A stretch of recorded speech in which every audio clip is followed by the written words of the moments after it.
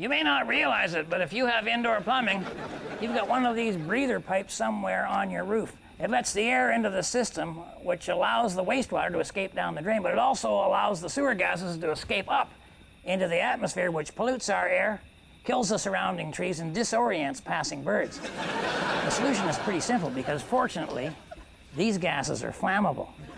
So all it takes is a flick of your Bic to turn an environmental hazard into an Olympic torch, blazing forth in the night to remind us of what has gone before. And what better tribute to the continuum of the human spirit than an elevated stack of flaming methane?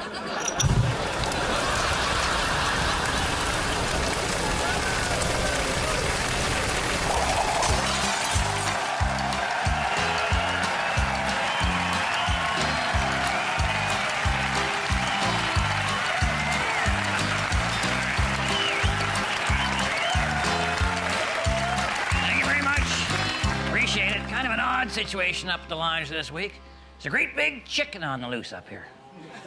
Stands about 4 feet tall and, man, very, very vicious. I'll tell you, if Colonel Sanders had tangled with this baby, he'd be the one who'd end up finger-licking good. Red, I got someone real special outside I want to introduce you to. Nah, come on. I've met Anne Marie 100 times. Not Anne Marie. She wouldn't come down to the lodge. I'm talking about my emu. Is that what the big chicken is? It's yours? It's an emu, Red, and it ain't no chicken. Okay, we'll be right there. I'm not going anywhere near that thing, though. Now, what would you get an emu for, anyway? Because I'm getting into the emu business. Okay, right now I've just got one, but I'm gonna mate her right away. You know, you might want to get another emu to do that for you. You know, Red, I was kind of hoping we could work together on this. You know, if you got a male, then we could be partners, and we could split the chicks and then split the money, huh? You'd be making money within 3 months. Really? Yeah, oh yeah, apparently they mate very, very quickly. Never realized that was a good thing. I'll tell you what, I'll try it once, okay? But if it doesn't work out, I'm selling my emu to the circus or something. Oh, geez, I think she heard you there. Okay, I'll be right. I gotta go, Red. Okay, we'll see. Oh, listen, I gotta come up with a name for her. You got any suggestions? Looks a bit like an Anne Marie to me. It's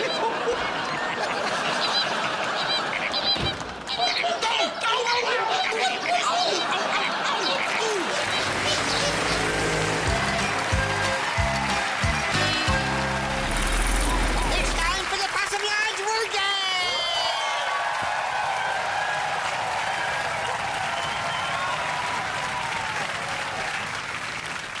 Today's winner will receive this gift certificate to Big Al's Podiatry Clinic. This week, get one bunion removed at the regular price and get the second one half off. Okay, Edgar, you gotta cover your ears, okay? Oh, I'll have a tall one with ice. Okay, Mr. Green, you got 30 seconds to get Edgar to say this word. Fuse. Fuse. All right, Mike. And go! All right, Edgar, what do you call the thing that catches on fire just before the dynamite explodes? My truck. Okay, you can always tell when somebody has a quick temper because they have a very short... Brother? No, Edgar. Okay, candles have wicks, right? But with dynamite, it's different. Oh, yeah, with dynamite, you don't have to cut the birthday cake after. We're almost out of time, Mr. Green. Yeah, okay, Mike. Edgar, if I was going to light a stick of dynamite, what would I be looking for? Your running shoes. Okay, let's try scientific thing. If you forcibly join two things together, that's called... A shotgun wedding.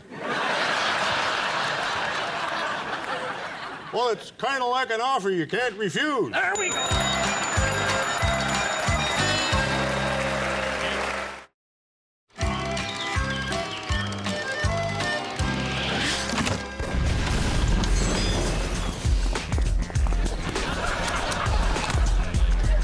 I'm on my way. A lot of people walk out of their house each and every morning with no real direction. They get up, get ready, and go to work without ever really knowing why. It's just something they think they're supposed to do. So like sheep, they do it without questioning the reason.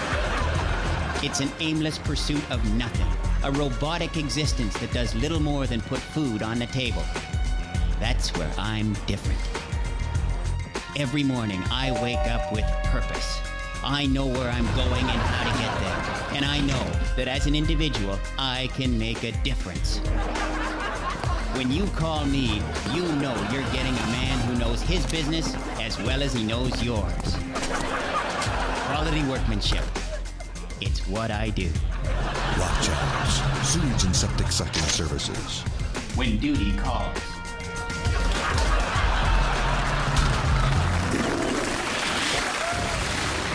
Now, winter's coming. Days are getting colder, nights are getting longer. Got to get one of these units out because they got a whole season of scraping ice and snow off your car, and you think to yourself, is this the way rich people live? Well, no, sir, they don't. They have one of those fancy remote car starter units where they can start the car from inside their house. They don't even go near it until she's all warmed up and all the ice and snow is melted right off her. Why can't you have something like that, huh? You have to be rich or know somebody? Well, no, you don't have to be rich. And you do know somebody. Me. All you need is an electric drill, tire iron, and a broom. I can show you how it all works, but I'm sure you've already figured it out. All right, I got one end of the tire iron tightened into the chuck of my drill, and then I got the whole unit duct taped to the ignition key here. And then what I did is I duct taped the broom onto the tire iron itself, got the butt end of the handle resting on the gas pedal, so I can now start the car from inside my home with the butt end of myself resting on the recliner.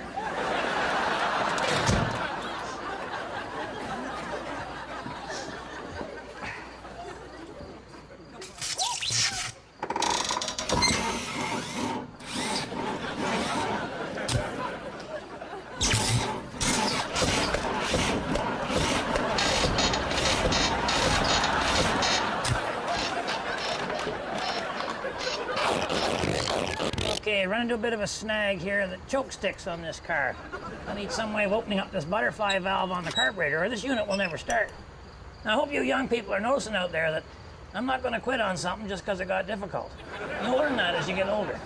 But as soon as you quit on what you set out to accomplish, your wife will come up with 100 other ways to wreck your weekend. So instead, I'm running this little chain down from the inside of the hood. I'm going to hook that onto the butterfly valve, and that way, as soon as the hood opens, that'll unstick my choke.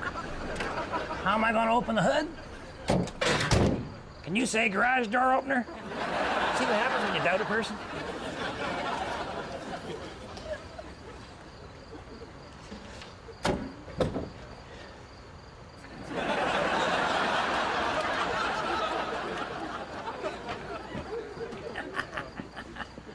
All right, step one. I want to pump the gas a couple of times.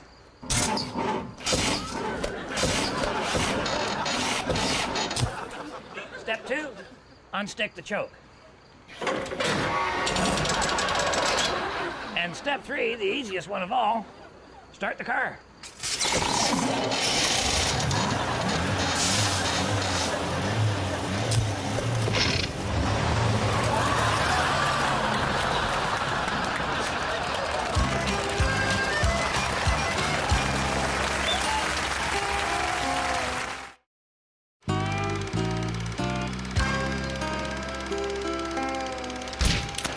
You know, guys don't like to ask anybody for help. Women think it's because it makes us look weak, but that's not it. I don't know, guys hate asking friends for help on a project because it means selling yourself into slavery. It's called payback work. If I ask a friend to help me do something smart, like build a winterized garage for my snowmobile, then I have to go help him do something stupid, like pour a cement pad for his rocket launcher. Now, why would I want to do that? If I've already finished my project, I don't want to do any more work. But that payback work thing's nagging away in the back of your mind. It's like that relative staying in the guest room. No matter what you say or what you do, it will not leave. So you want my advice? If you got something at your house that needs to be fixed, hire a professional. If it's not bad enough to need a professional, fix it yourself and it will be. But believe me, you're better off paying in cash once then paying in payback work the rest of your life. Remember, I'm pulling for you. We're all in this together.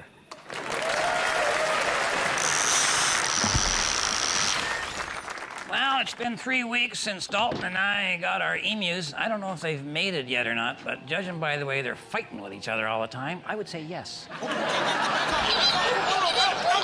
off! Back off! Back! Go on, back! Back! What are you doing?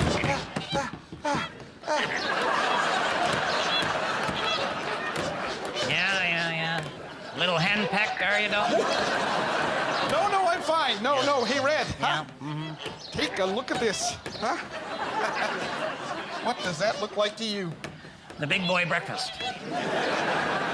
It's not a meal, Red. It's a meal ticket. Oh, yeah? We're gonna make some real money from this. Yeah? How many emus do you figure are in there? You know, I was gonna talk to you about that, because I think we got to be a little more aggressive in our approach. I think we have to get ourselves some more emus. More emus? Only a married person would have an appetite for that much abuse, Dalton. No pain, no gain, Red. Well, an emu is only funny till somebody loses an eye. That's how I feel about it. Anyway, who's going to pay for more emus? I got that covered, okay? There are a bunch of emus in Port Asbestos, and the owners have offered to give us those emus for a share of the upside, huh? So it's gonna cost us nothing. That sounds high to me.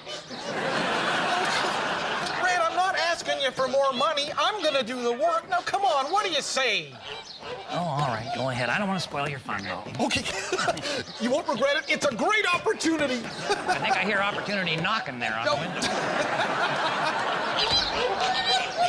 Look out. Get back! Back! Go on, back! When you get the news that your septics have the ooze and it's giving you the blues and getting on your shoes, call me Winston and I'll put her back in cruise.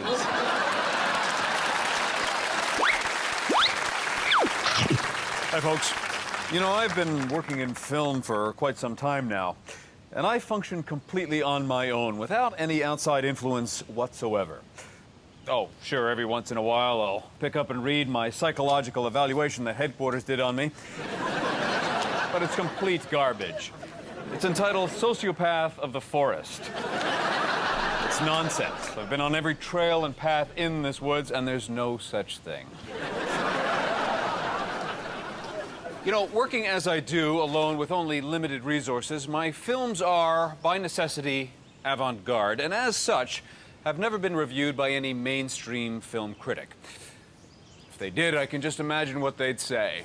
Yes, bears do go in the woods, and this is what they leave. Well, that's because they don't understand the subtleties that are so much a part of this medium. And that's why I'd rather just let you see them. And if you don't like them, well, fine. That's the end of it. But if you like them, well, heck, why don't you come up here and stay for a year or two, and we could watch them over and over and over and over and over and over and over. Oh, that'd be great. Anyway, here's this week's film. I hope you love it.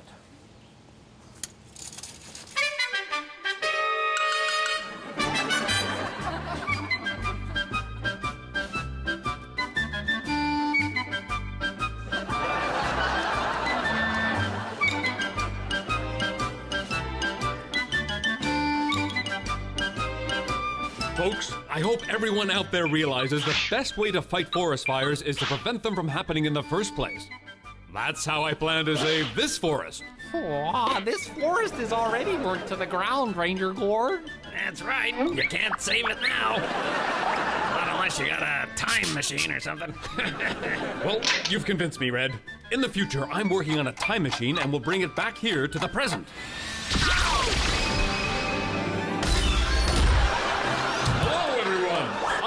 Future Gord. I finished the time machine, so let's take a trip into the past and prevent this disaster from ever happening. Whoa, two Ranger Gord. Oh, just what the world needs. Well, come on, you two. You want to make history or not?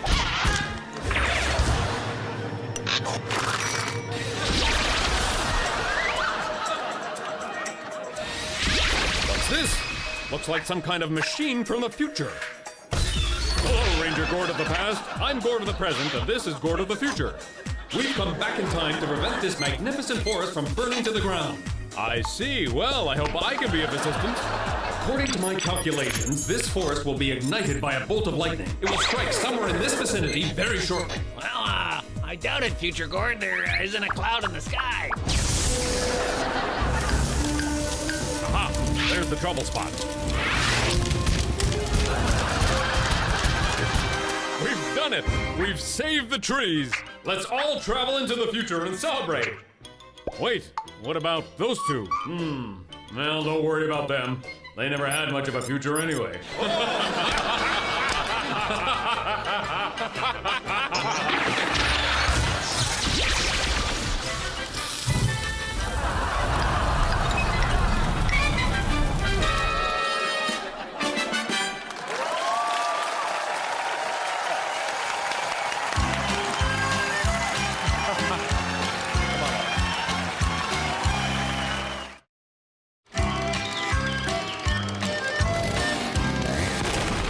Brainwave I had last fall, but I had to wait till now to show it to you. You know what a pain it is to get rid of the leaves in the autumn? Well, what I do is I just rake them up into a big pile like this, spray them with water till they froze solid.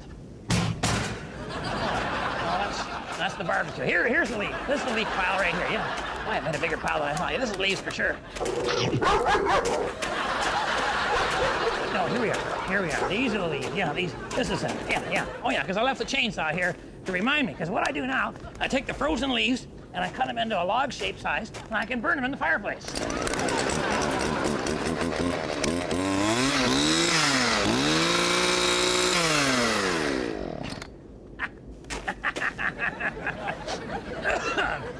Okay, that's the manure pile. You know, these up-close and personal deals are very popular with the television audience, and of course, we're always looking for filler. So right now, we're going to find a little bit more about the man we've come to know as Mike Hammer.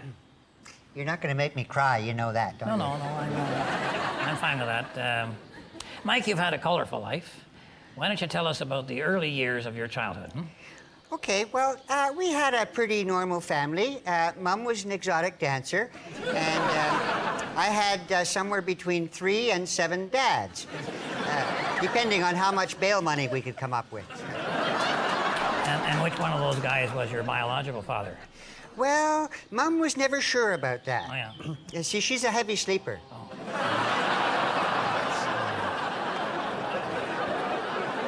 Now, was there just you, Mike, or did you have brothers and sisters? Oh, sure. Yeah, there were 7 of us, all under 7. Wow. I was the youngest. Mom used to blame me for losing her job because, you know, like when she was carrying me, she gained a lot of weight, you know, and she got bigger than some of the tables she was dancing on. But actually, it was quite a happy family environment. Oh, yeah. So would you say your house was full of love, then? It was on Saturday nights, yeah. I mean that you weren't lacking in anything, you know. You had the normal stuff, toys and bikes, that kind of thing. Oh, yeah, sure. I had all the same kind of toys as the neighborhood kids. Yeah. In fact, I had theirs. See, my family always believed in sharing. So if a stranger had something, we thought they should share it with us. Oh, I see. Yeah. You had kind of a communal attitude towards possessions, did you? Yeah, see, we weren't hung up about possessions, right? But, oh, boy, those cops sure were. Oh, man. That's all they'd ever talk about, right? Possession, trafficking. Oh, okay, I see. All right, I see where we're going with this. Well, Mike, you know, I'd like to talk to you a lot more, but so much of this is still before the courts. And we're running a little short of time, so maybe what you could do is just in the last few seconds sum up, you know, look right out there into the audience and give the youngsters out there a little bit of advice on life, if you would. Okay, yeah. Okay, life. Yeah, sure. Okay. It's not that bad. They call it life, but really it's only 25 years.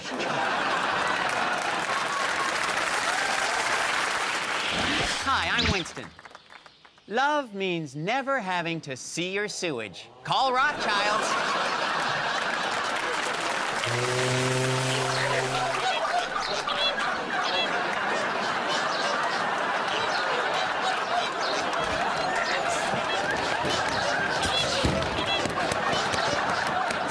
Well, this is going well.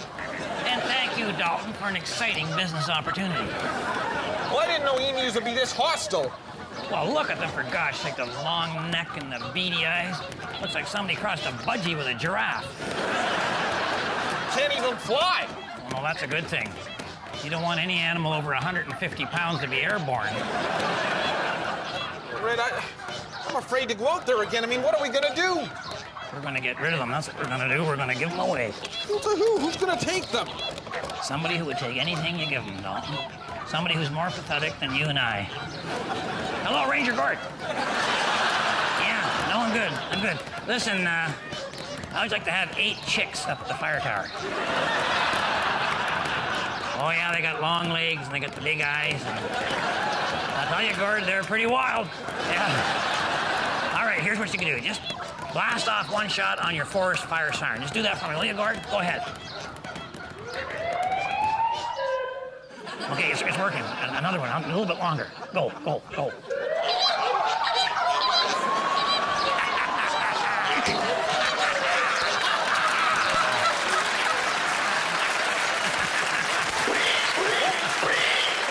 Yeah, you go ahead, Dalton. I'll be right down. Man, oh, man. Oh, boy. Okay, if my wife is watching, I'll be coming straight home after the meeting. And I was all backwards on this emu thing, you know? If you take a look at the word emu, and you stick it around, you got you, me. That's where I should have been spending my time and money. Huh? Now, was that sappy enough, or do I still have to buy flowers? And to the rest of you, thanks for watching. On behalf of myself and the whole gang up here at Possum Lodge, keep your stick on the ice.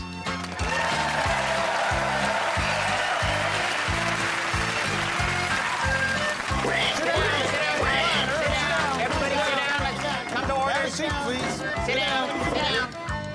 All right. Quando, Omni, Flunkus, Moritati. Sit down. All right, men, bow your heads for the men's prayer.